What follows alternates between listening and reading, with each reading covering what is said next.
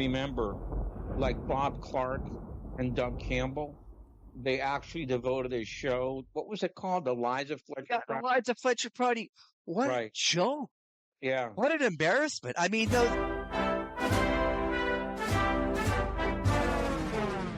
Everything is going to hell down here in Texas.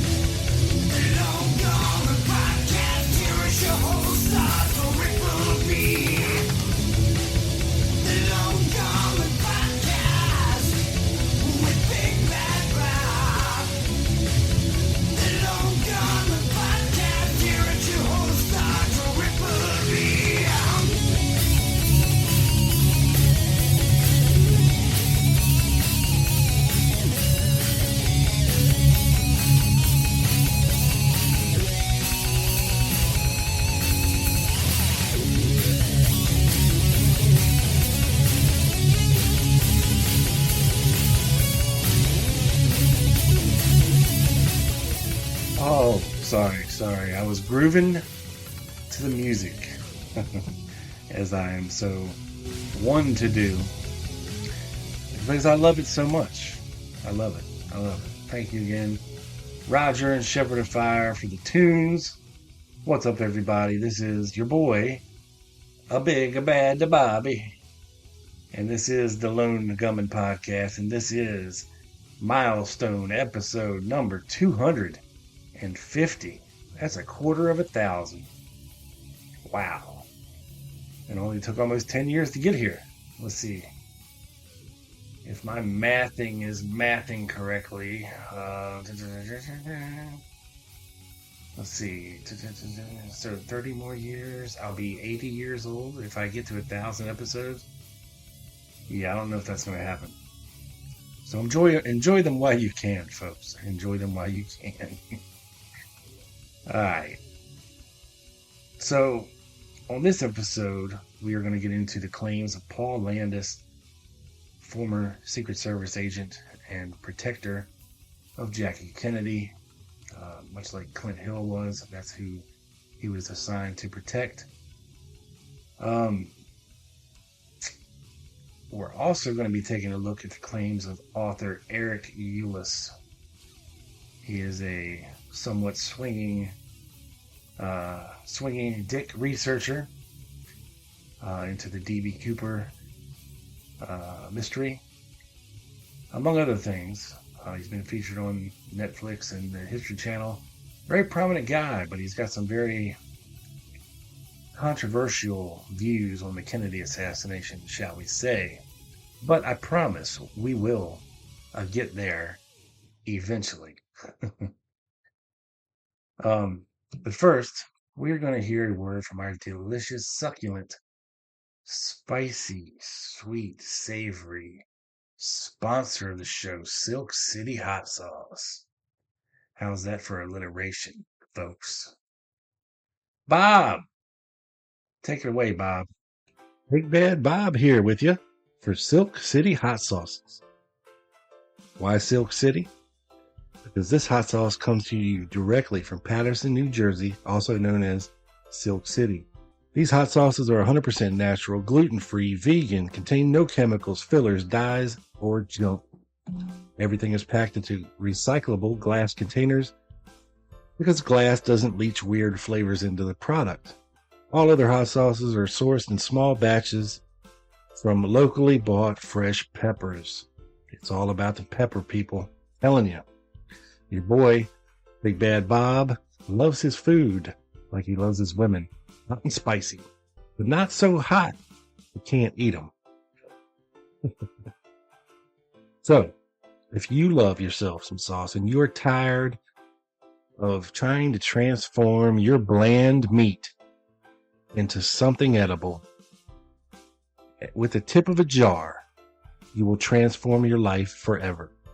Head over to silkcityhotsauce.com, place an order, and upon checkout, enter the code GUNMAN, That's GUNMAN for 20% off of your entire order.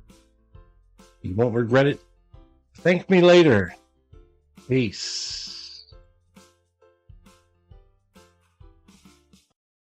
Thank you, Bob. Thank you, Bob. Yes, you too can help support the show by ordering some hot sauce, making your belly happy, and making your boy, the Triple B, happy as well. Also, make sure you're paying attention to the YouTube channel, the Lone Gunman Podcast. This is just a friendly heads up. This is not a spoiler alert. Spoiler alert. This is serious business. So, big changes coming to the show in the very near future, just for you. Bigger, better, badder than ever. So make sure you are subscribed and you are hitting the bell and getting notified when things happen on the Lone Gunman Podcast YouTube channel. Trust me, you'll want to be paying attention. Also, again, Lancer conference coming up. Let's see, November 17th through the 19th this year at the Lorenzo Hotel in Dallas, Texas. If you can't be there in person, you can check it out on assassinationconference.com virtually.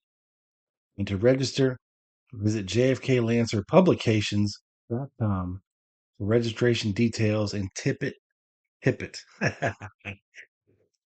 options. Yes, there's only one ticket. There is no options on ticket. Again, I listed some of the speakers before. I'll list some more now. You're looking at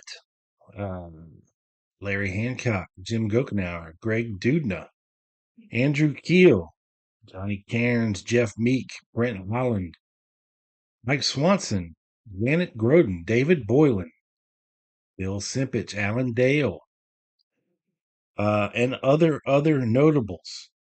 Okay, so make sure you're paying attention.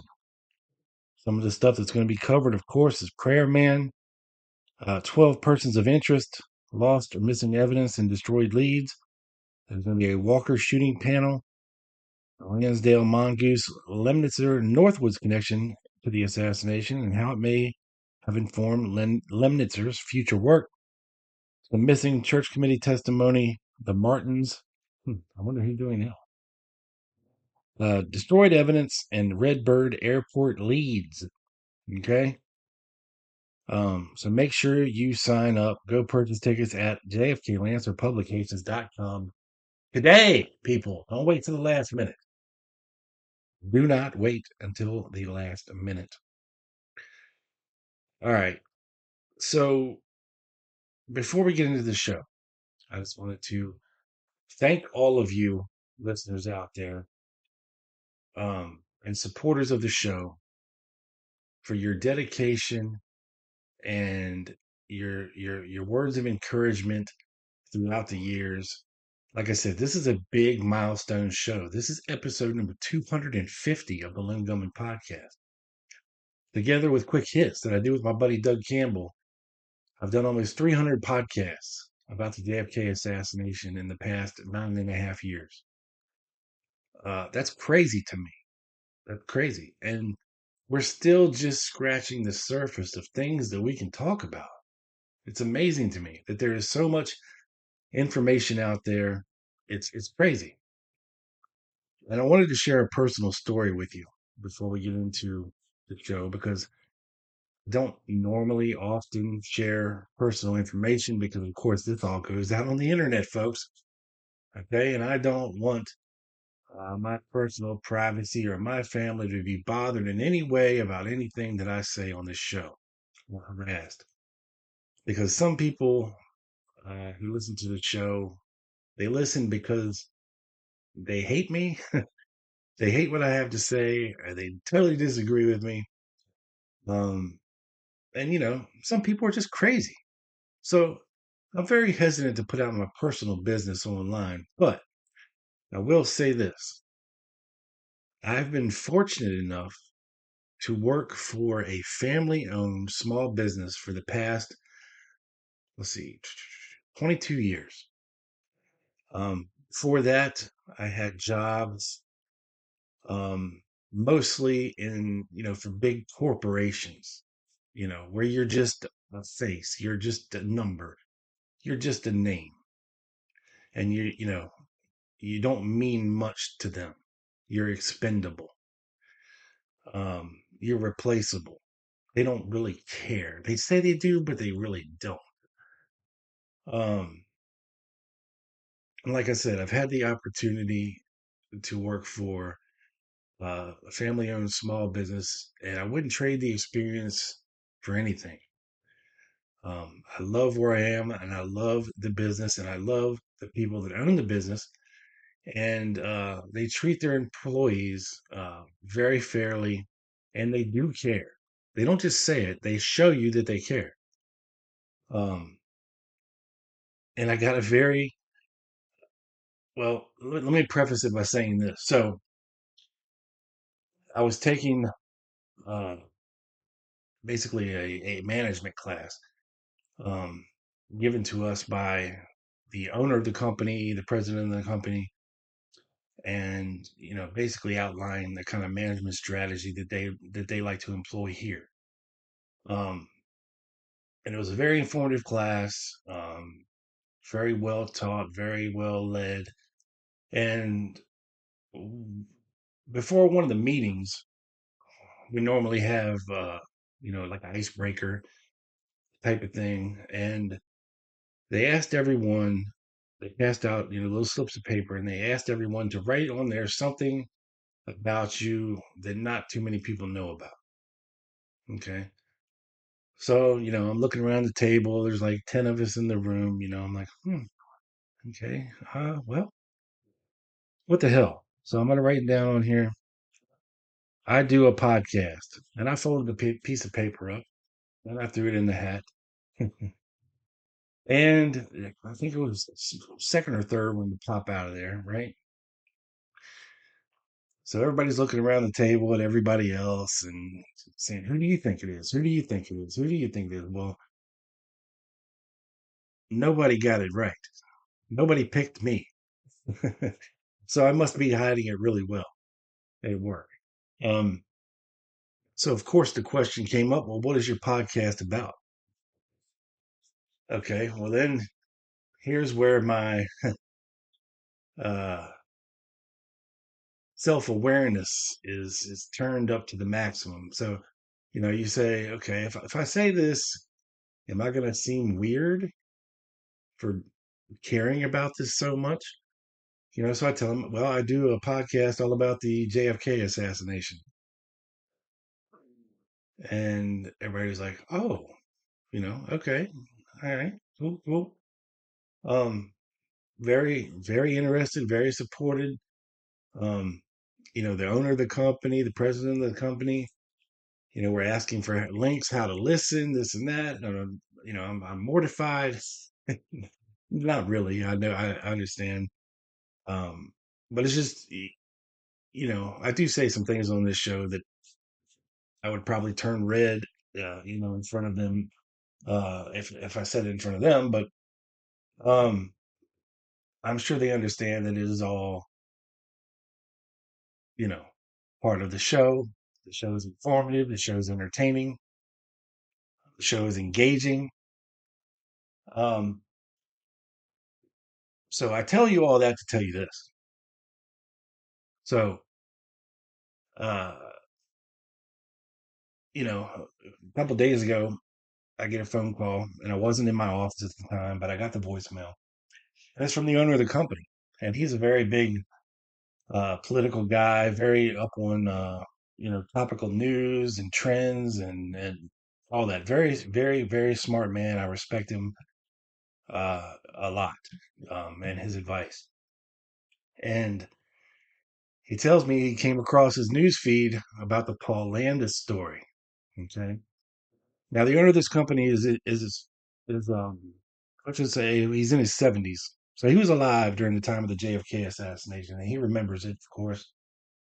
And he was probably in high school about the time um, that JFK was assassinated. So the topic is interesting to him as well because he's never believed the official story either. So, as he told me. And he was excited to relay this information to me, and I appreciated him forwarding it to me. And that's what we're going to be talking a little bit about today is the Paul Landis revelations. Because, it's a big deal. If true, it changes everything. Okay? So let's start off the show and figure out and find out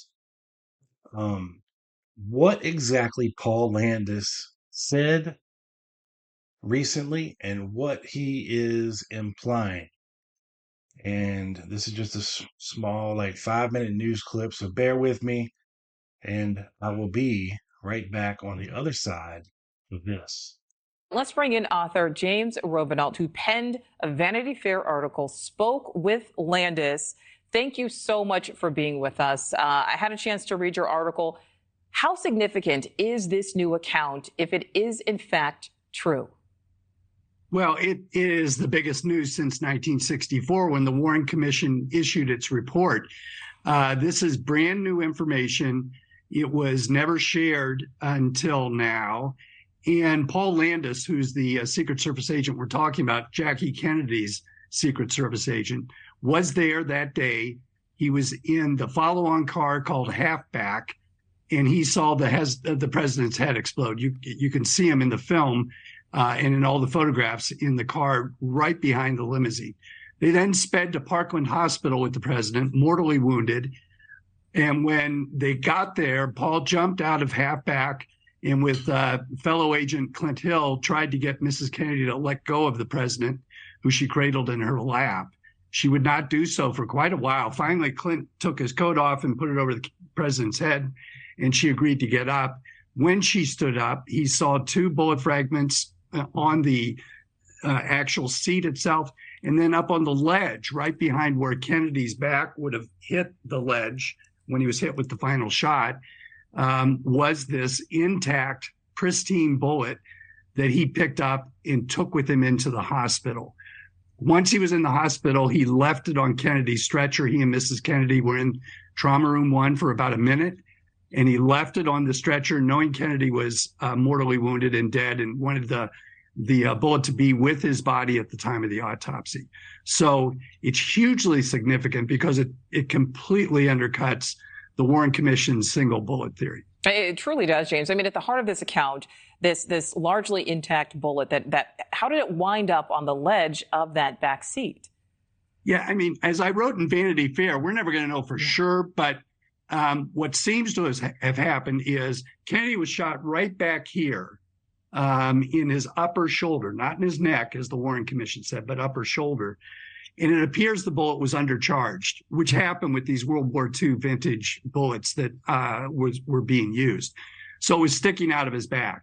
The final shot pushes him back violently against the chair that he's sitting in, the back seat. And it either dislodged at that point on its own, or you can see in this film you're showing, the Zapruder film, Mrs. Kennedy has her arms around him and literally brushes the area where that bullet would have been sticking out. And it may have gotten put into her clothing because, as you know, she then turned and tried to grab a piece of his skull that had been blasted onto the back of the car. And she stretches way out over before Clint Hill saves her and puts her back in. Right where she stretched over, if it was in her clothing, is where Paul found the bullet. So one of those 2 ways, I think, is how it got there. I mean, James, this is so fascinating. All of these decades later, Americans, and people around the world, I think, are so fascinated about this. But let's talk about motivation. Why do you think Paul Landis is choosing to come forward at this point? He is 88 years old. I know you said he's very physically active. He certainly has his wits about him. But how confident should we feel about his ability to remember after so much time? I mean, it's hard for all of us. It can be hard to remember what we did last week. I know. I was very skeptical when I read the book, and I've spent about 15 sessions with him working through all of this. And I can tell you his memory is better than mine. I wish I had as good a memory as he does. But, if you say to anybody my age or older, where were you on the day Kennedy was assassinated, they know exactly where they were and who they were with and what happened. It's an indelible memory. Same with 9/11 today. You ask people of the younger generation, where were they on 9/11? They all remember that. Do you remember the day before? No. Do you remember the day after? No. But that day you do remember. So it's a very indelible memory for him. And he's coming forward now because 10 years ago he read a book for the first time about the assassination and saw that they had this central fact wrong, that they said they found the bullet on Governor Conley's stretcher. And Paul was like, no, I brought that bullet in and left it on JFK's stretcher. So they had this fundamental fact wrong, and he began to ask people about it and then decided to write his book. But it's taken a period of time because he's not a writer. Right. He had to get this all together. So, this calls into question, again, the whole lone gunman theory. Do you think Lee Harvey Oswald did act alone, especially if this information from Landis is true? But here's the problem. If it stuck in Kennedy's back and did not transit and then hit Governor Conley, you can see on the Zapruder film that Kennedy is reacting to being shot as he comes out from behind that sign. And a second later, Conley reacts. It is not enough time for Lee Harvey Oswald to do his bold action, which takes at least 2.3 seconds to, turn it and aim and fire. So a second is too soon. It means Oswald couldn't have hit Kennedy with the first bullet and then Conley with the second bullet. So if that's true, and it really did stick in his back and there was a second bullet, it really raises exponentially the possibility that there was a second shooter. And if that's true, there may have been multiple shooters. So it really changes everything. Well, thank you for watching. Go to newsnationnow.com to find News Nation on your television provider. And don't forget to click the red subscribe button below to get more of News Nation's fact-driven, unbiased coverage. Thanks, lady. All right. So there you have the Paul Landis version of events. And you have the poo-pooers, the naysayers, the lone nut supporters coming out of the woodwork and saying, well, this is not what Paul Landis said 60 years ago. Why is he just coming out now with this? He just did an interview 12 years ago, didn't mention it. The guy just told you. Okay? 10 years ago, he was given a book, Josiah Thompson's book, 6 Seconds in Dallas, and he finally read it. You have to understand, folks, the entire Paul Landis story. Now, mind you, the Warren Commission never talked to this guy, by the way.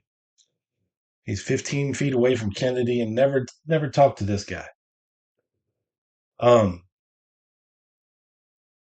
You're assigned to protect Jacqueline Kennedy.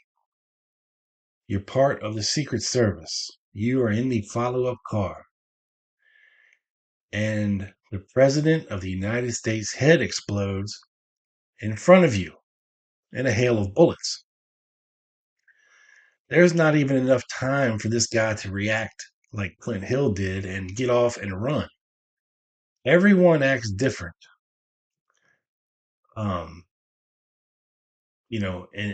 in that moment where you realize that something is going horribly wrong and you're not 100% sure of what to do, hesitation is a very, very bad thing. And you have to understand that back in the early 60s like this, sure, the Secret Service agents were trained to protect and give their life to protect the lives of the president and his family and all of that stuff. But they weren't rigorously training to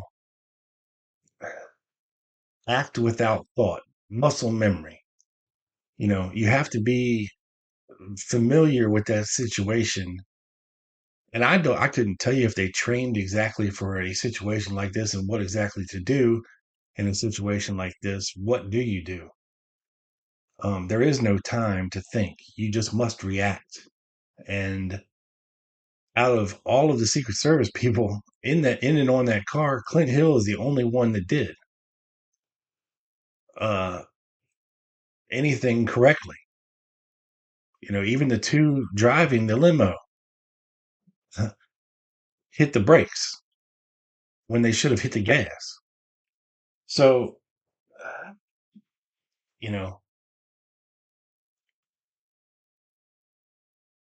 I believe Landis had only been a Secret Service agent for 2 years at the time that Kennedy was assassinated. And he was a young fellow in his 20s, mid-20s. And you see this. You're in the follow-up car, and he's talking about driving in to a mist of brain matter and blood and ducking and still getting stuff on you, seeing the aftermath in the limousine, and it haunted him. He said it played in his head like a movie for years. He didn't pay any attention because I think it wasn't but a year or two after the Kennedy assassination that he quit the Secret Service because he just couldn't function properly anymore.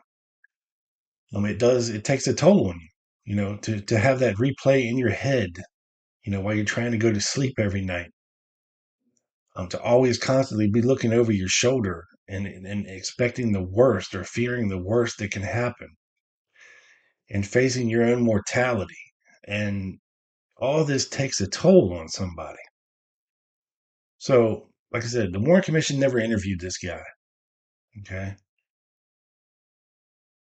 They didn't really talk about the Kennedy assassination a lot in the Secret Service because it was a very troubling situation. Not only personally for a lot of the agents, but for the agency itself.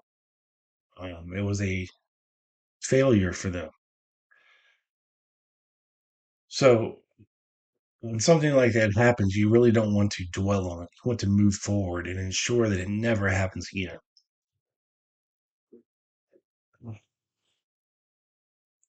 The trauma, and PTSD that something like that would trigger in somebody. Like I said, this guy didn't read the Warren Report. He wasn't interviewed. He didn't want to think about it. He didn't read any books about it. He never watched any movies about it. It was just all he could do to put it out of his mind for all these years until somebody decided to give him 6 Seconds in Dallas. And he read it. And he realized that they had gotten one big important fact wrong. And that's the fact that the bullet CE 399, the near pristine quote unquote magic bullet, they said had been found on Connolly's stretcher. But he distinctly remembers putting it with the president's body so that it would be found during his autopsy. And at some point, it must have rolled off the president's stretcher and onto Connolly's stretcher. So,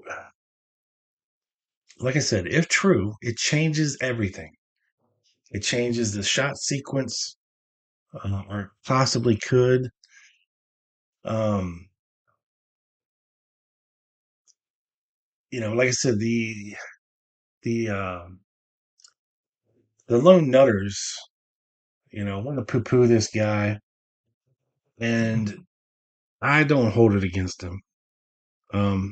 But what did he say exactly? So in 1963, he had to do Secret Service reports for the Treasury Department. And on November the 27th, 1963, he wrote his report and submitted it to the Secret Service.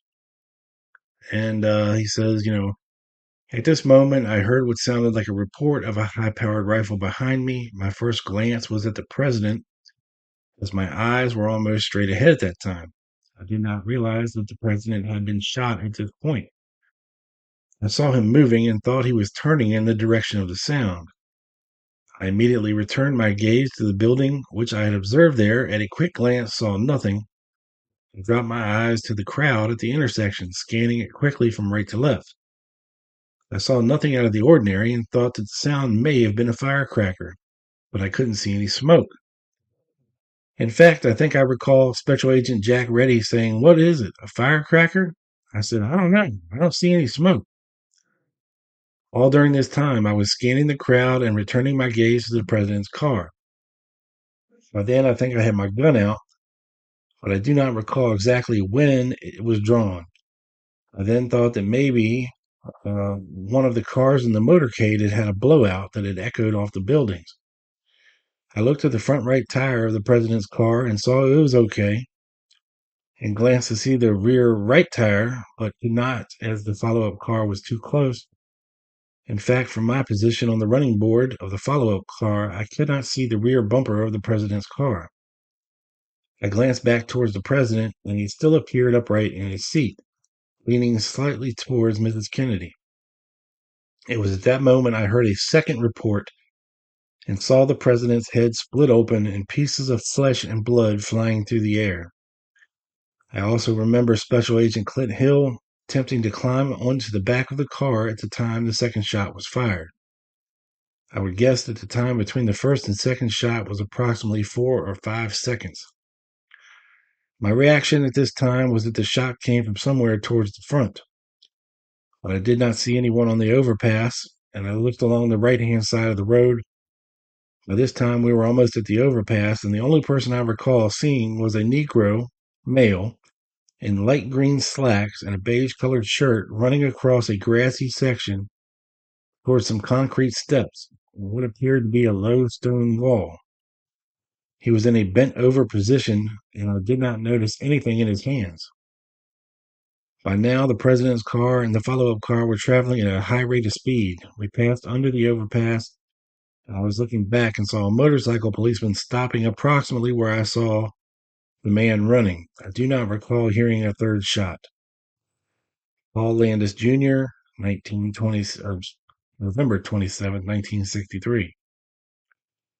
So he says he remembers hearing 2 shots and says, "I don't recall hearing a third shot." And then for some reason, 3 days later, on November 30th, 1963, he wrote another report for the Secret Service that is a lot more detailed and includes everything that he did that day, from Love Field to the motorcade, and all of that.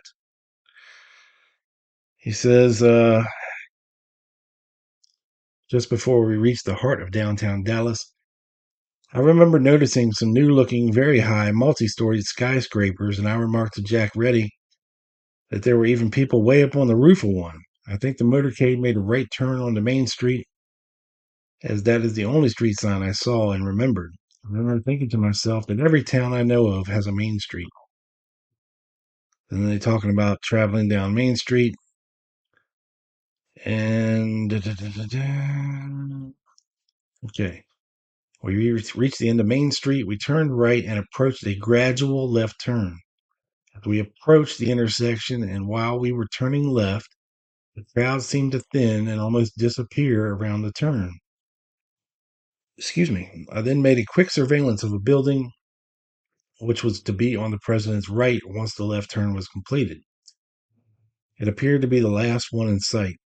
It was a modernistic type building, approximately 8 stories high, and it had large glass windows. I also seem to recollect orange paneling or siding. None of the windows were open, and I did not see anyone standing by them. I surmised that the building was closed or that all its employees were out on the corner. As the president's car continued around the corner, I continued to survey the crowd. I continued to look ahead to an overpass over the route we were traveling, as approximately at this point, I would say the president's car and the follow-up car had just completed their turns and both were straightening out. At this moment, I heard what sounded like the report of a high-powered rifle from behind me over my right shoulder. When I heard the sound, there was no question in my mind what it was. My first glance was at the president, as I was practically looking in his direction anyway.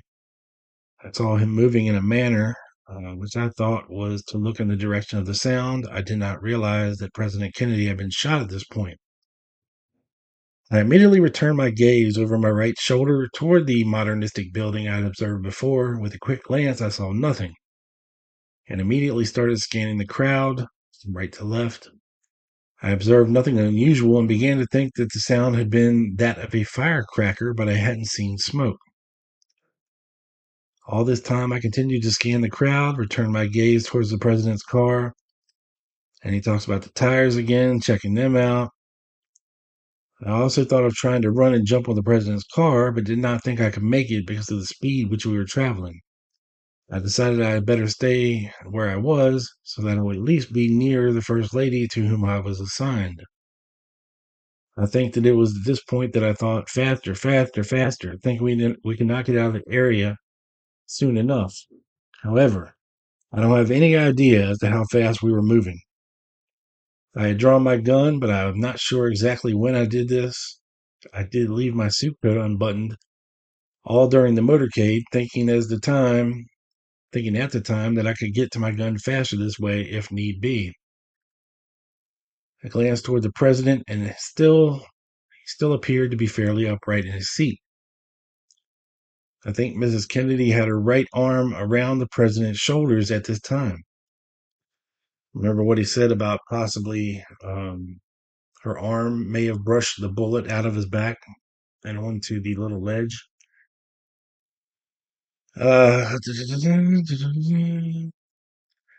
It was at this moment I heard a second report, and it appeared the president's head split open with a muffled sound.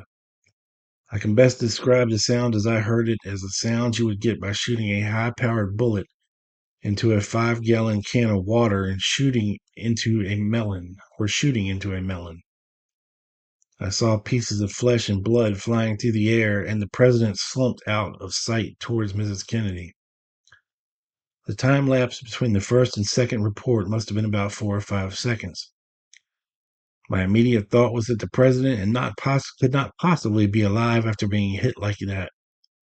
I still was not certain from which direction the second shot came, but my reaction at this time was that the shot had come from somewhere towards the front right-hand side of the road. I wonder why they didn't call this guy for the Warren Commission. I did not notice anyone on the overpass, and I scanned the area to be to the right of and below the overpass, where the terrain sloped towards the road on which we were traveling. He talks about seeing the Negro man again, and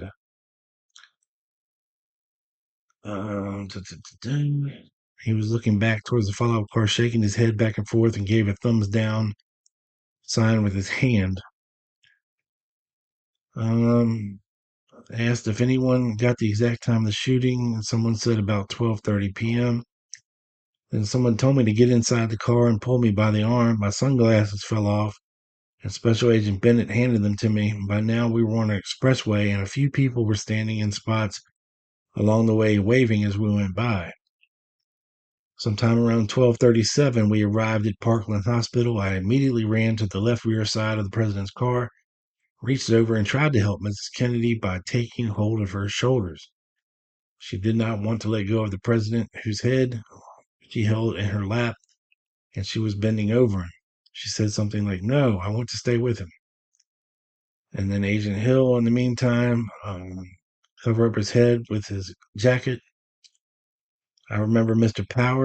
Dave Powers, leaning into the car and saying, "Oh no, Mr. President, Mr. President."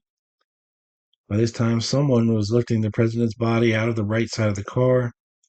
Agent Hill helped Mrs. Kennedy out of the car, and I followed. Mrs. Kennedy's purse and hat and a cigarette lighter were on the back seat. I picked these 3 items up as I walked through the car and followed Mrs. Kennedy into the hospital. The president's body was taken directly to an emergency room, and I think I remember Mrs. Kennedy following the people in, but coming out almost immediately. The door to the emergency room was closed, and I stayed by Mrs. Kennedy's side. Someone, in the meantime, had brought a chair for Mrs. Kennedy to sit in, and she just sat outside of the emergency room. There were several people milling around, and with the help of a nurse, we cleared all unauthorized personnel out of the immediate area. Someone came out of the room that the president was in and asked if anyone knew his blood type. Kellerman and Hill immediately reached for their wallets, and Kellerman gave the man the information first. At one point, someone else came out of the room and said that he was still breathing. Mrs. Kennedy stood up and said, "Do you mean he may live?" No one answered. Most of the time while in the hospital, I stayed right next to Mrs. Kennedy. Twice, I believe, she went into the room where the president was. However, I remained outside by the door. A short time later, I still remember several people standing around, and I asked the doctor for help in clearing the area. Approximately 2 p.m., the president's body was wheeled from the hospital in a coffin to an ambulance. Special Agent Berger drove the ambulance. Kellerman and Stout were in the front seat. Mrs. Kennedy, Admiral Berkeley, and Agent Hill rode in the rear of the ambulance with the president's body. I rode in the follow-up car behind the ambulance, which departed the hospital at 2:04 p.m.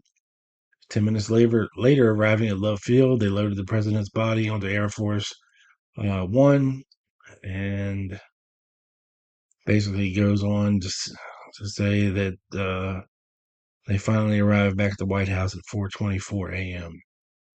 So, nothing in there about the bullet. You know, he says he grabbed her purse and cigarette lighter and stuff, but he doesn't talk about, grabbing a bullet. Now, in 1988, he gave an interview to the Columbus Dispatch. And he said, arriving at the hospital's emergency entrance, he remembers going by the president's convertible and seeing the blood on the seat. And then he saw something else. I distinctly remember there was a bullet fragment on the seat, which I picked up and handed to somebody. He doesn't remember whom, but he does recall hesitating beforehand, wondering, should I grab it or should I leave it in the car? When Agent Paul Landis helped Mrs. Kennedy out of the car, he saw a bullet fragment in the back where the top would be secured. He picked it up and put it on the seat, thinking if the car were moved, it might, it might be blown off. And then he saw a bloody Zippo lighter with the presidential seal on it, and he picked it up and put it in his pocket. He picked up her hat and her purse and brought them inside. It had taken Paul Landis a long time to get over the trauma of what he'd seen, and it wasn't until many years later that he was able to admit to himself that what he thought he heard and what he thought he saw in the chaos of those tragic moments had very simple explanation. He had said that one of the shots he heard seemed to have come from somewhere towards the front, but when he thought back with a rational mind, he believed it must have been an echo. It wasn't a shot from the front. It was a shot fired from behind, echoing off the overpass directly ahead. And he had seen a man running up the knoll away from the street, and with his rational mind, he realized that if it had been a bystander and he heard the barrage of gunfire and had seen the president's head explode, he would have been running away too. It was a natural human reaction, not evidence of a second shooter. He had made the statements 5 days after the assassination, still traumatized, and at that time he believed those statements to be true. He wished he had the presence of mind then that he had now. He realized the effect of his statements, but what could he do now after all these years? He too had been living with tremendous guilt and grief on so many levels. So, it's understandable. 3 days after the assassination, how much sleep do you think this guy got? Starting on the morning of November 22nd. He was up the entire day into the next day, and they didn't even leave the White House till 4:24 in the morning. And how much sleep do you think this guy got before he put in this 3-day report? He's probably still traumatized, still trying to process everything that happened. Even 5 days after the assassination, there was a much more detailed report.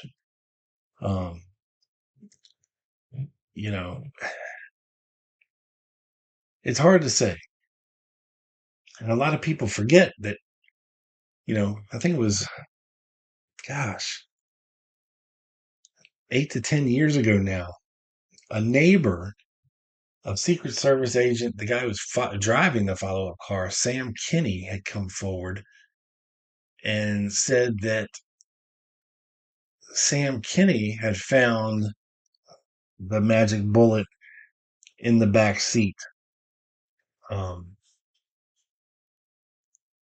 while they were washing the blood out of it or something, and that they had taken it in and put it on a stretcher, or gave it to somebody to put it on a stretcher, or something to that effect.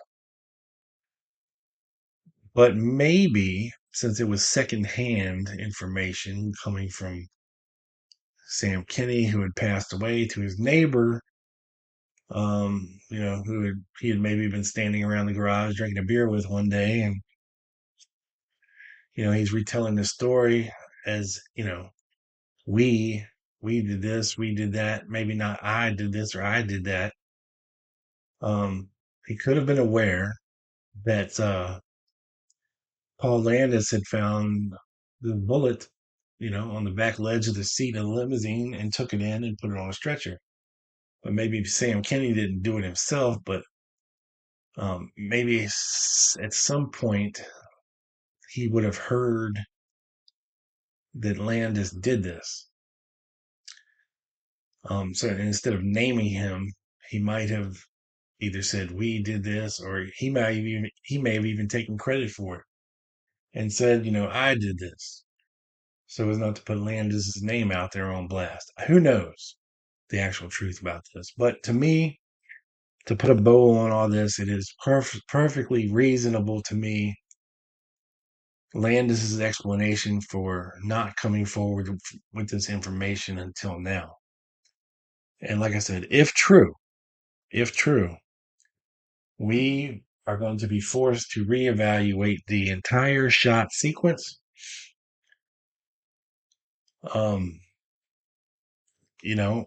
Did one really miss? Did one really miss? Or was Teg the victim of a fragment? Not necessarily an entire bullet miss. Who knows? But this one magic bullet definitely, if true, did not make 7 wounds in 2 people.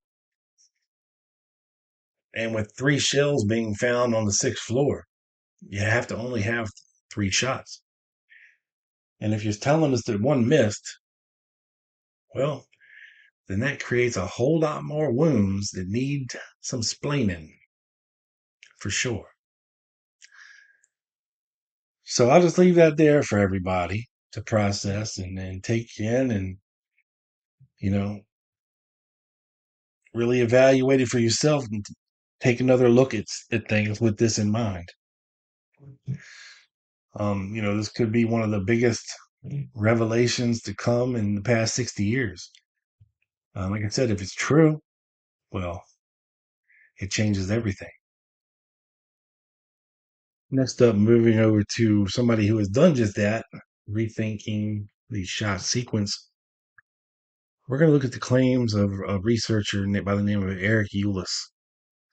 Like I said, it's a very prominent researcher in certain areas, such as the D.B. Cooper mystery, the Gardner Museum heist in the 90s, millions of dollars in paintings were stolen overnight by people impersonating police. And now he's dipping his toe, maybe his pinky toe, into the JFK assassination. And he's got some very controversial takes, as you will see. So according to his website, he writes a little blurb there. And it says, although the Warren Commission report ultimately provided many answers concerning the assassination of JFK, few people realized that the report was unable to answer a few critical questions. Moreover, these questions, if answered, could dramatically reshape what we know about the events of that day. Among the many Warren Commission findings was the determination that a total of 3 bullets were fired, all of them by Lee Harvey Oswald. Notably, only 2 of these bullets or remnants of bullets were recovered. Therefore, 1 bullet has never been found. Additionally, the Warren Commission was never able to determine which of Oswald's 3 shots missed. While this fact may seem insignificant, in reality, determining which shot missed may be of enormous historical significance. Actually, they did answer this question, Eric, and they said it was the second shot that missed. Let's start by discussing the number of shots. In fact, of the 178 witnesses of the assassination in Dealey Plaza, 81% of them claim they heard 3 shots. 12% claim they heard 2 shots. 5% claim they heard 4 or more shots. And 2% claim they only heard 1 shot. Needless to say, this witness testimony is compelling. Likewise, when Oswald's sniper's nest was discovered on the 6th floor, shortly after the assassination, 3 spent cartridges were laying on the floor, strongly endorsing the notion that only 3 shots were fired, or precisely 3 shots were fired. As the investigation started, evidence collected from the victims and the presidential limousine indicated that 2 bullets were accounted for and that 1 remaining bullet was still outstanding. This missing 3rd bullet, which apparently completely missed the presidential limousine and its occupants, has never been recovered. Therefore, the missing 3rd bullet is not only somewhat of a mystery, it presumably still resides somewhere around Dealey Plaza yet to be discovered. Importantly, the Warren Commission could not determine which of the 3 shots fired by Lee Harvey Oswald was the shot that missed, although most seem to think that it was either the first or second. In other words, most generally consider the kill shot to the president's head to be the 3rd and final shot. Here's where I think the evidence may actually tell a different story. As I have exhaustively studied the Warren Commission report, the Zapruder film, witness testimony, and other materials related to the assassination, I have come to the conclusion that the missing shot was likely the 3rd shot, meaning Oswald fired 1 more shot after the fatal kill shot. And here are some reasons why. I have seen nothing in the Zapruder film that suggests anyone reacted to anything before the shot that first struck the president in the back, likely occurring at Zapruder frame 215. Specifically, I'm referring to Secret Service agents in the motorcade who were prompted to react once they heard the first shot. Generally speaking, the spectators in Dealey Plaza were very slow to grasp and respond to what was unfolding and therefore are unreliable in terms of identifying individual shots via the Zapruder film. A lot of testimony from Secret Service agents, Jackie Kennedy, and other witnesses appears to suggest that the first shot correlates with the president being hit in the back and reaching for his neck. Of note, the number of people who actually witnessed the president being struck in the back is appreciably lower than the 178 people in Dealey Plaza who heard the shots. Needless to say, attempting to pin down the first shot requires a witness to not only have heard a shot, but to have also seen the president react to the shot. The kill shot, Zapruder frame 313, was approximately 5.35 seconds after the president was hit in the back. Therefore, it is highly unlikely that a second shot was squeezed in between these 2 shots because of the time required to shoot a bolt-action rifle, and because the majority of witnesses stated that the second and third shots were bunched together relative to the first. Simply put, the 5.35 seconds between the back shot and kill shot did not have enough time for a second shot, spaced accordingly, to have occurred. There is witness testimony that indicates that the kill shot was the second shot. Secret Service agent Clint Hill stated he only heard 2 shots, with the second being the kill shot. Jackie Kennedy stated she thought the first 2 shots hit the president back, then head. Bill Newman stated he only heard 2 shots, with the second shot being the one that struck the president in the head. Likewise, Emmett Hudson states he heard a 3rd shot after he saw the president get struck in the head. Again, all of these witnesses actually witnessed the kill shot. Given that the president was struck twice, with 1 shot completely missing, it stands to reason that completely missing the first shot when the presidential limousine was at its closest seems unlikely. Additionally, missing the third and final shot after the president had been struck and killed makes the most sense, given that the limousine was at its furthest point from Oswald. The limousine was speeding away, and the limousine was speeding around a curve, and Oswald had very little time to accurately reacquire the target after the second shot, considering the timing of the shots as described by witnesses. Why is this important? First off, to be in a position to establish the third shot was the missing shot is of immense historical significance because it answers one mystery. What was Oswald shooting at, considering that the president and governor had both already been struck and were lying down and out of Oswald's sight at this point? My research indicates that the third shot would have taken place approximately 3.77 seconds after the kill shot. In other words, around the Zapruder frame 382. Recall that the majority of witnesses described the second and third shots as being closer together than the first two. In my scenario, the first shot would have occurred at around frame 215, and then the second one at 5.35 seconds later at frame 313, the kill shot. Then 3.7 seconds after that, at frame 382, a hastily fired third shot would have been fired but completely missed. The Warren Commission investigated a man named James Tague who was struck in the face by a small piece of concrete that was apparently dislodged when one of the bullets hit a curb near where Tague was standing in Dealey Plaza. Moreover, the location of the chipped curb lines up in such a manner that suggests the bullet responsible for the chipped curb was fired at the very end of the shooting sequence, thereby suggesting that this was the third shot and missing bullet, and that it occurred after the kill shot. What does this mean?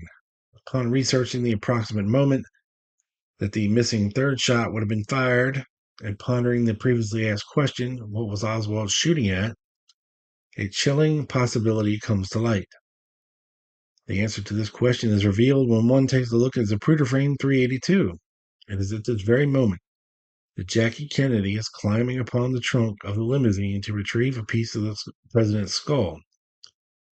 Considering this, one must ask, could it be that the missing third shot was intended for Jackie Kennedy?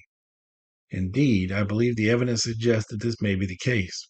Of course, given that Lee Harvey Oswald himself was shot and killed 2 days later by Jack Ruby, we'll never know. That said, considering the evidence, it seems that both the president and first lady were targeted that day, but one survived. The follow-up question must be, why would Oswald also target Jackie that day? In my mind, we must consider that many of Oswald's thoughts and motivations appear half-baked and illogical. That said, perhaps he was attempting to impress the Castro regime in Cuba, with whom he had very recently communicated, or the Soviets in the hopes of being rewarded in some manner, or being celebrated in the communist world as a hero. Perhaps he considered a complete felling of the first couple as necessary to make a point and establish his communist credentials. Given the tragedy of that day, it's difficult to imagine that there is a silver lining to be found anywhere. Nevertheless, considering that Jackie may have been targeted too, that tragedy could have been even worse. Therefore, perhaps Oswald only completed half his mission that day. Yeah, I'm not too sure about that, Eric.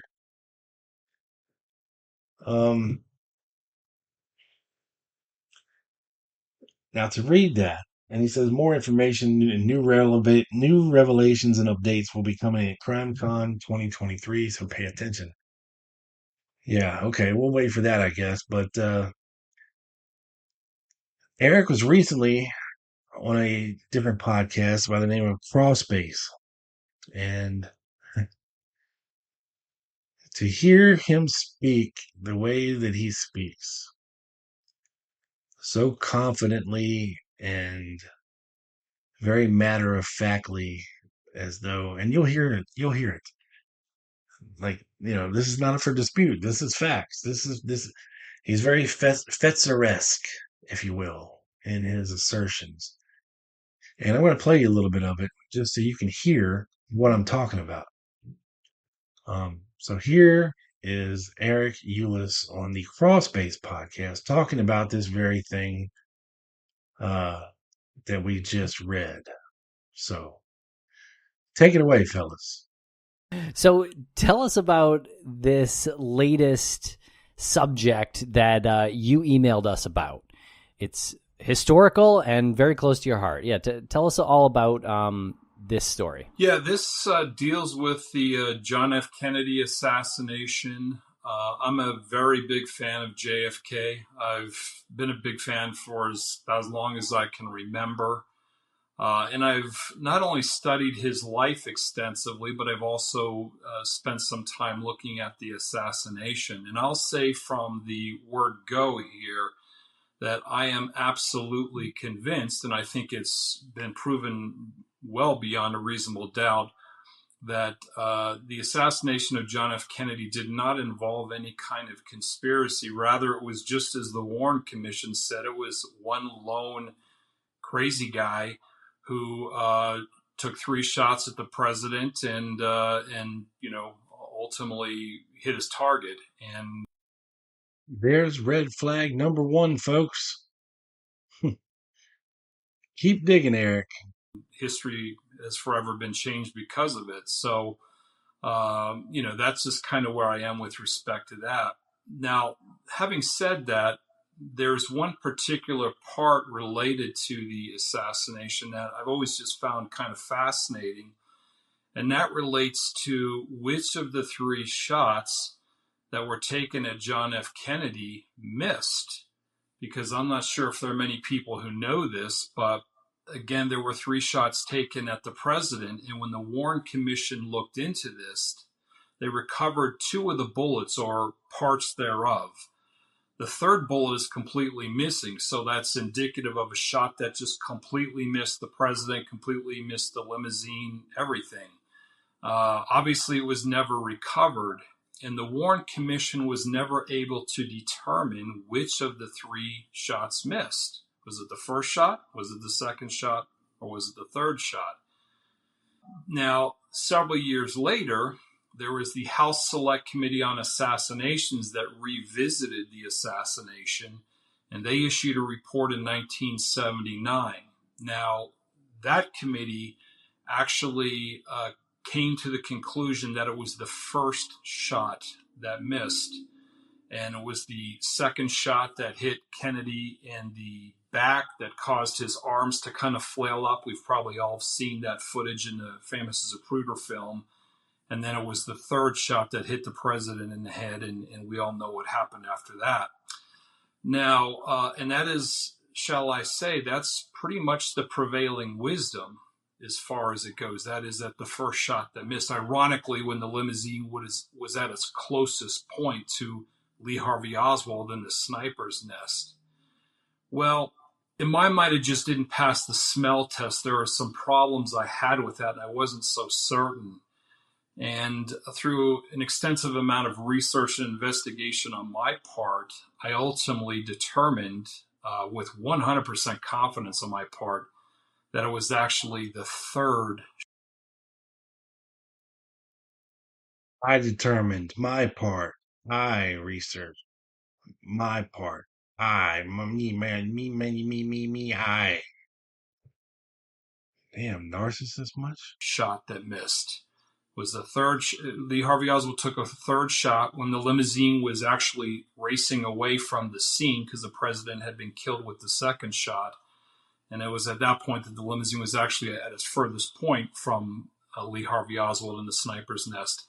There was a quick 3rd shot that was taken, and it's that shot that missed, and ultimately the bullet was never recovered as far as that goes. So I won't go too far down this path. I'll let you ask some questions, but that is historically significant in a couple of areas. One of which is the fact that this actually rewrites our understanding of history related to this significant historical event. We owe it to ourselves and to future generations to understand to the best of our ability precisely what happened. And being able to fix a mistake that the House Select Committee made in 1979 in establishing it was the first shot that missed, and fixing that error and establishing it as the 3rd shot, is important for no other reason than it was a historical event, obviously, and I think it's important to set the record straight. So Johnny Come Lately here is going to right the wrongs of the HSCA. Okay. Beyond that, there are other things that enter the equation, if you will. There's other significance around it being a third shot that missed, rather than being a first shot that missed. And let me just kind of lay it out here. What happened is the limousine made a sharp left turn onto Elm Street. And it didn't travel very far down Elm Street. We're talking probably 50 feet, something like that. And Lee Harvey Oswald took his first shot at the president, and indeed he hit the president with the very first shot. Now, this is the very famous magic bullet shot, so-called magic bullet shot, because this is the shot, and this has been proven scientifically. This isn't theory anymore. This is fact. It's been proven that that bullet entered the president kind of below. This is not scientific theory, folks. This is fact. Pay attention. Very Fetzer-esque, Eric. Eric Fetzer, everybody. His right shoulder, and then it came out of the president just below his throat, and then it continued straight into Governor Connolly's back, broke some ribs and did some damage, and ended up ultimately being lodged in Governor Connolly's leg. And it's this bullet that was lodged in Governor Connolly's leg that fell out of the wound at Parkland Hospital and was later found on the stretcher there in the hospital. Again, the so-called magic bullet. It's been very controversial, but this has been proven beyond a shadow of a doubt that that's precisely what happened. Proven beyond a shadow of a doubt that that's precisely what happened. This is why I wanted to play you the audio, folks, because it doesn't come across in written form.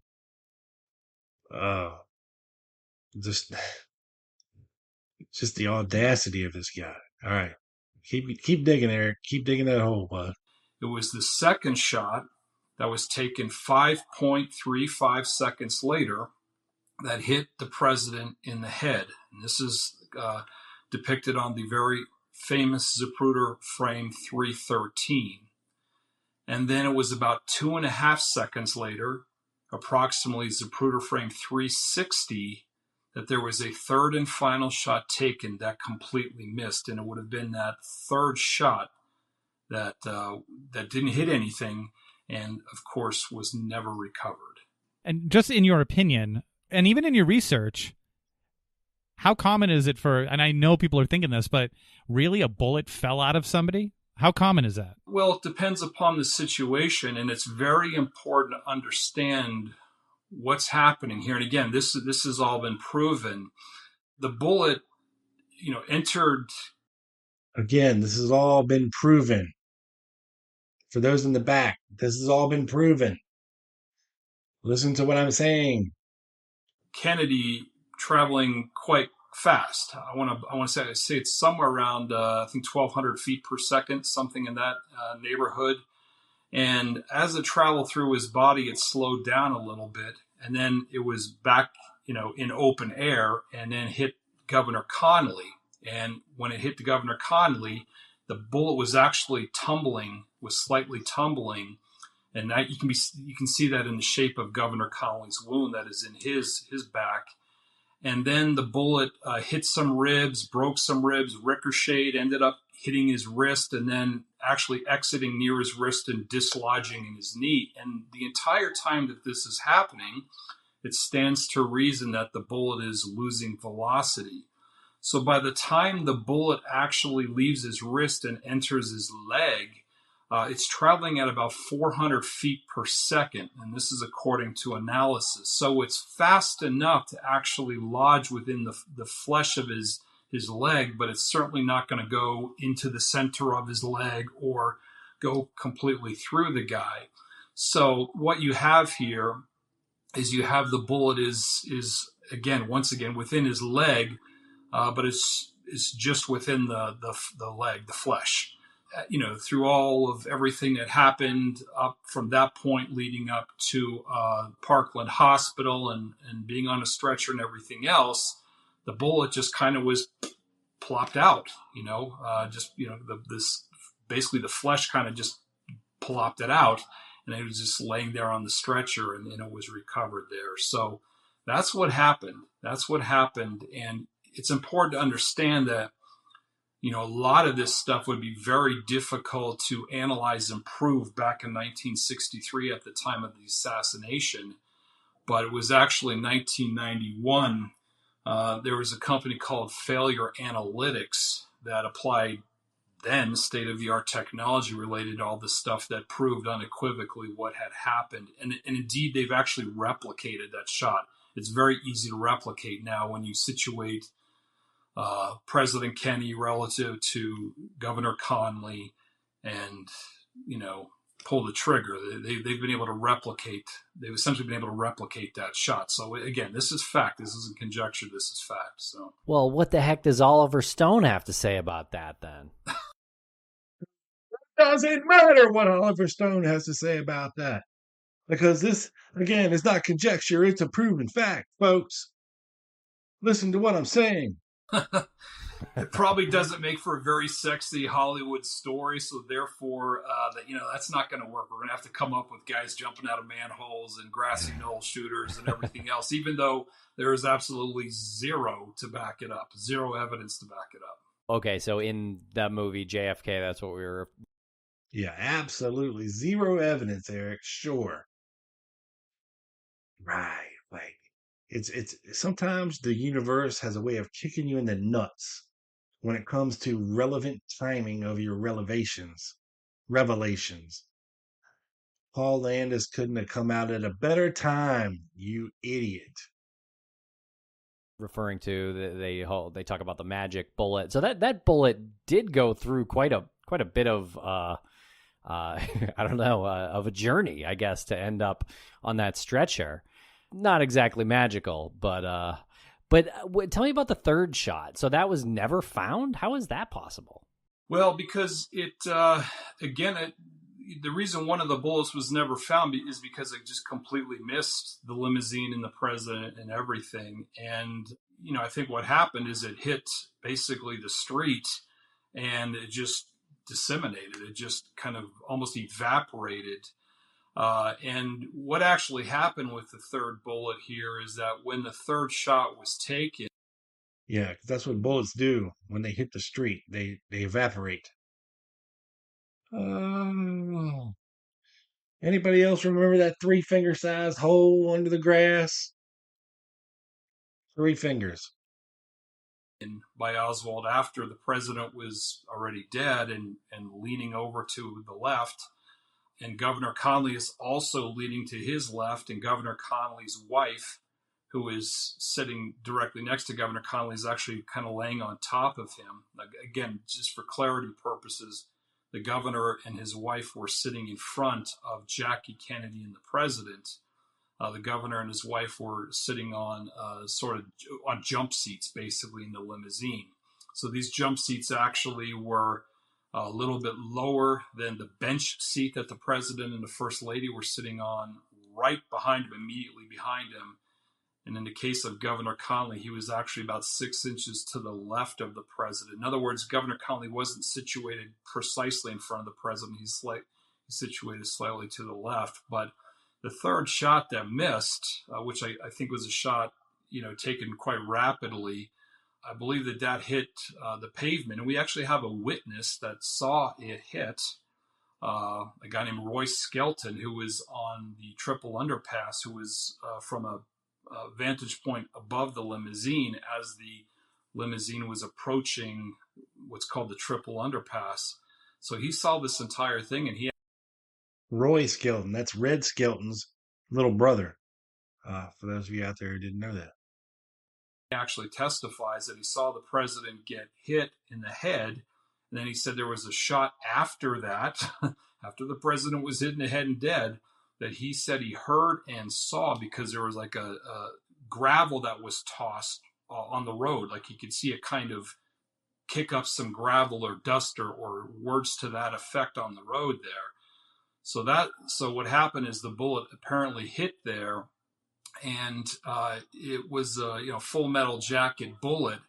So the casing was dislodged at that point, and apparently the rest of the bullet, which was lead, basically, the core, the rest of that, or a large fragment of it, continued essentially in a straight trajectory, ricocheted in a straight trajectory, and about 50 feet or so beyond that actually hit a curb, a concrete curb that dislodged a small chunk of concrete. And that small chunk of concrete actually hit a witness, a guy named James Tague, in the cheek, and it caused his cheek to actually bleed. So, and it's well documented that James Tague was, actually the only other person outside of the president and Governor Connally that actually endured any kind of injuries during the assassination by virtue of that small chip.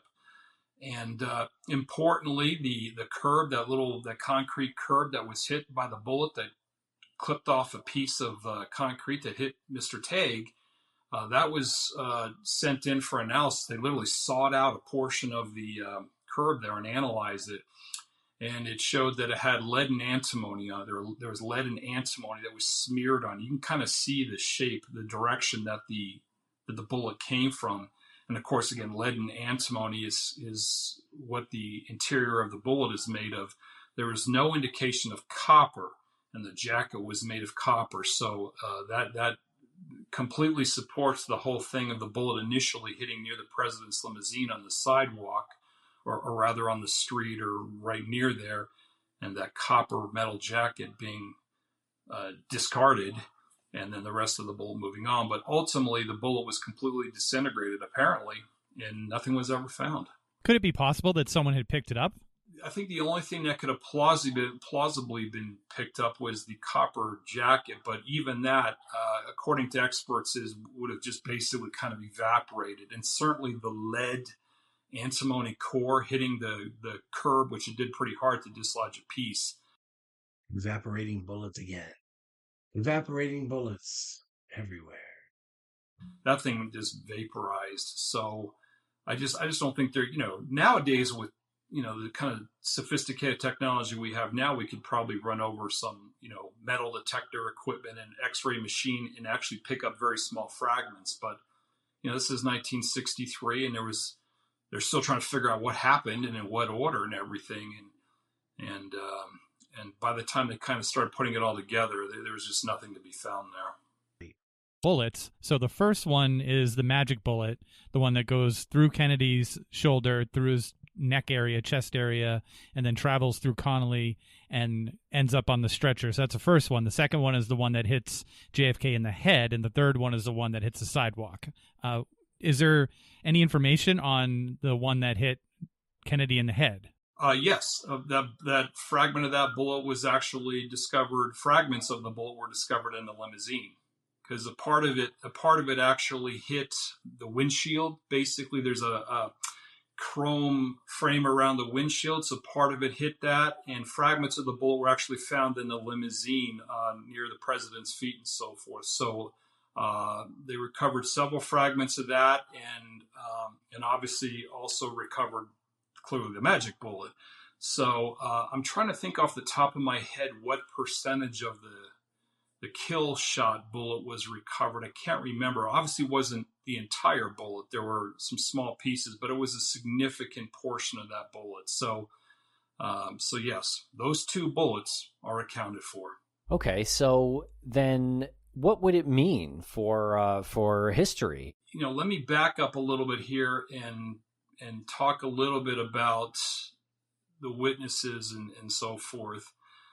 The witnesses that I'm primarily interested in are the witnesses that were lining the street right by the limousine that actually not only heard the shots, but saw the president get assassinated. Now, there are many other witnesses in Dealey Plaza who heard the shots, but didn't see the president get assassinated. So again, there's sort of like two classes of witnesses here.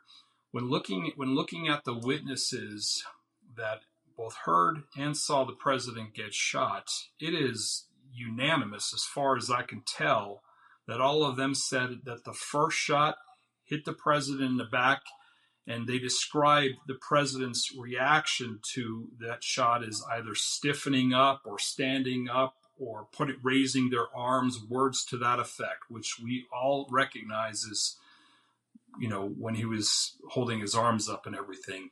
So they say the first shot that they heard is what happened there. They also say that there was a second shot that hit the president in the head. And, we're talking about witnesses that were 20 feet away that said his hair jumped and his head exploded and matter went everywhere. So these people are very credible. Now, some witnesses after that said they did not hear a third shot. Well, I think that is easy to explain because clearly they're in panic mode. Some of these witnesses are panicking because they just saw the president's head get blown off. But there's also a large number of witnesses that actually did hear a third shot. So that pretty clearly indicates that. Now, one of the things I want to briefly touch upon, and I think this is critically important, is Governor John Connally from Texas. He was riding directly in front of the president. The governor, for many, many years after the assassination, insisted that he was not hit by the magic bullet, that he was not hit by the same shot that hit the president that caused his arms to flail up. And the governor acknowledged, hey, the science doesn't show that, but in his mind, that's how he recalls it. Because this is what the governor said. This is what the governor says he recalls taking place at the time. And this is critically important in terms of establishing that indeed it was the third shot that missed. The governor said that when the limousine turned onto Elm Street, shortly after the turn, he said that, the president and he were kind of looking off to the right a little bit. The president was waving, that type of thing. And he said that he heard a first shot. Again, the governor heard the first shot, which he said he immediately recognized as a rifle shot. And the governor said that he turned to his right, almost completely around to his right, to see what happened, because that's the direction the shot came from. And he said that while he turned almost completely around to the right, he didn't actually get the president within view. So he actually didn't catch eye of the president. And then the governor says he immediately started to turn his head back around to the left because he was going to then look over his left shoulder to see if he could see anything. And it was about the point where the governor was facing forward yet again. He said that the governor says that that's when he believes that he got shot. And he says the reason why is because it was at that moment that he felt this sudden pop in his back, like somebody with a clenched fist. And this is exactly how the governor describes it. It's like a clenched fist punching him in the back. And he said, in fact, the force was so strong that it actually thrust him forward a little bit, pushed him forward. And when he was pushed forward, he could see that on his shirt was blood. And he said he knew at that point that he had been hit. So that's when the governor says that he was hit. He says that shortly thereafter, or immediately thereafter, his wife, who was sitting to his left, pulled him over into her lap, and that she also kind of laid on top of him. And he said as he was laying down there on the side there, and this happened all very quickly, he said he heard a third shot, and he heard it impact. He heard it impact something that he said was the president's head. So in his mind, he's thinking he heard the third shot, he heard it impact the president's head, and therefore the president's dead. So that's what the governor recalls hearing during the assassination. At no point was he actually looking at the president while these shots were taking place. This is just from hearing. The thing is that if you look at the Zapruder film, you can see that what happens is the limousine, for a moment, goes behind a metal street sign. And everything is okay up to the point when the limousine goes behind the metal street sign. In other words, no one has been shot at that point, and nobody's reacting to a missed shot at that point. But as the limousine is directly out of sight behind this metal street sign, again at approximately Zapruder frame 215, that's when the president gets shot, and that's when the governor gets shot. They're both hit with the same bullet. So within a few frames after that, the limousine reemerges from behind the metal sign, and you see the governor kind of sort of looking straight forward, maybe slightly to his right, unaffected, not doing anything momentarily, but you see the president lifting his arms up. And that's a neurological reaction, his lifting his arms up, which indicates that his spine was damaged. And then within a second or two of that, you do see the governor completely turn to the right, exactly as he describes in his memory. You see he completely turned to the right and look almost directly behind him in the direction of the president. So that's spot on. Then what you have is you see the governor turning back around, as he said, and just about the point when the governor is facing forward, that's when the president gets shot in the head. That's when he takes the fatal headshot. And this is the point, if you look very carefully at Governor Connally, you also see that it's actually at that moment, moments after the kill shot, that Governor Connally does indeed get thrust forward.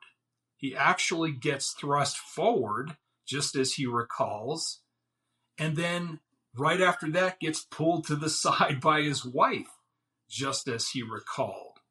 So what we have here is a situation where the governor's recollection of events is accurate, but because he wasn't actually witnessing it, looking at the president at the time that this all happened, he didn't quite understand. But what happened here is when the president got hit with the first shot that caused his arms to go up, that bullet also entered Governor Connally. Governor Connally just didn't realize he had been shot. It just didn't register. So the governor doesn't realize he's been shot, and he's still trying to figure out, what the deal is with that rifle shot that he heard. And then, of course, as the governor's turning around and as the president gets struck in the head, what happens, and you can see this clearly on the Zapruder film, is the president lurches back. He kind of kicks back and apparently kicks the back of Governor Connally's seat. We're literally talking 2 inches of space between the president's knees and feet and the back of Governor Connally's jump seat that is directly in front of him. So it's clear what happened is the president gets shot in the head. He's dead at that moment, and he just flails back. His upper body flails back, and his legs kick forward. And indeed, they kick Governor Connally's chair, and they kick it hard enough where it actually pushes the governor forward. You can clearly see this on the Zapruder film. The problem for Governor Connally is he equated that kick to him being shot. He didn't realize, of course, that he had actually been shot about 5.5 seconds earlier at the same time the president got shot the first time. So, of course, the governor is kicked forward. He notices he has blood all over his shirt, which makes sense because at that point he's been shot for 5.5 seconds. And then his wife pulls him off to the side, and this is clearly visible on the Zapruder film. And it was on his side when he heard the final shot. Now, when that final shot is taken, it's clearly after the president's already been shot in the head. So why this is all important and why this is, I think, really notable is because if you look at the time when that third shot would have been taken, which was approximately 2.5 seconds after the president's headshot, the kill shot, at that moment, Governor Conley is leaning to the left and his wife is leaning over him, out of sight. The president has been shot in the head and is leaning to the left, dead, out of sight. And there is only one person that is still within gunshot sight of Lee Harvey Oswald. Only one person that he could have been shooting at, and that's Jackie Kennedy.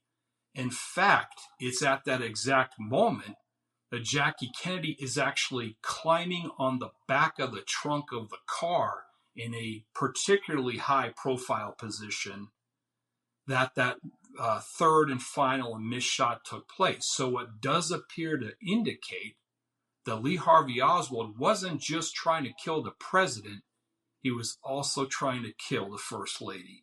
And that obviously is significant. Again, it completely rewrites our understanding of what happened at Dealey Plaza that day.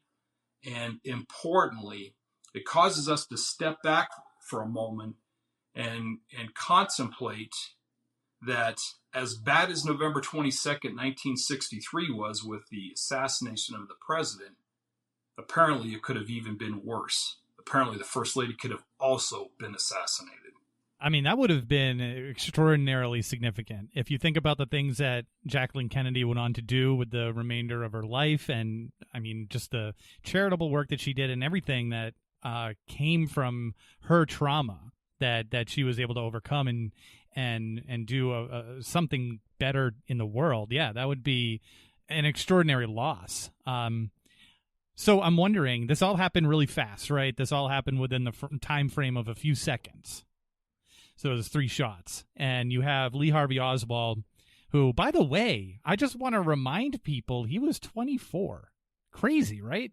24 years old. When you see the pictures of him, he looks like he's 40. You know, he does not look like he's 24. Yeah. Even in the photos of him prior to the assassination, you know, he looks like he aged at a much more accelerated pace than typical. But anyway, what was preventing him from waiting for Vice President Johnson's car to continue into the path where he could have assassinated him as well, or made the attempt to assassinate him? Or was he just taking, like, I know I got at least 3 shots right here that I can get off, so I might as well go for Jackie and not have to wait? Like, what do you think was preventing him from furthering the political damage by taking out the vice president as well? Well, there's a couple of things.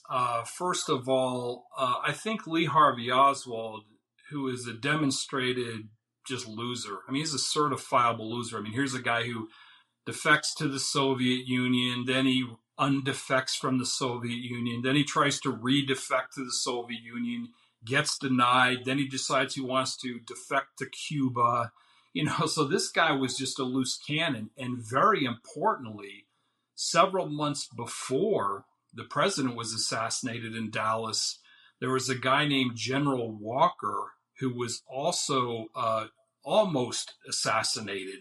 Well-known political figure in the Dallas area, General Walker, was sitting in his study one evening, and a bullet came through the glass and missed his head by like 1 or 2 inches. And that was a mystery. Nobody knew who took a shot at General Walker and you know, what that was all about until the president was assassinated, because later on, Lee Harvey Oswald's wife told the FBI that shot that Lee Harvey Oswald actually tried to kill. He was the person that tried to kill General Walker. So we have Oswald trying to kill somebody several months before that was of note before the president. Also, of course, when Lee Harvey Oswald was escaping, he killed Officer J.D. Tippit, who attempted to pull him over and have a discussion with him. And then when Lee Harvey Oswald was caught, you know, a few minutes later in the Texas theater, he tried to kill another cop with a handgun that he had there before he was arrested. So Lee Harvey Oswald was just a certified loser. And basically, my take on Lee Harvey Oswald is he was the consummate victim. In other words, you know, he had a rough life and things weren't going well for him. And instead of taking personal responsibility, he had to blame everybody else. his view on the world and America specifically was, America just doesn't realize the presence of the genius that I am in this society. And, and it was a matter of some angst for him. And so I think he was just flailing out at society and, more importantly, trying to make a name for himself, leave his mark on the world. I think we've heard enough of Eric Ulis obviously, on when this he hits the podcast. president, If you'd like to catch more of the entirety of his interview, head over to Crawlspace and search it out. I can't listen to any more of it. Him and his Lee Harvey Oswald was a consummate loser. But anyway, that's it for this week, folks. Happy 250. Again, at the Lone Gunman 7 on the socials. The Lone Gunman Podcast on YouTube. Make sure to like and subscribe and share. This is your boy. Peace.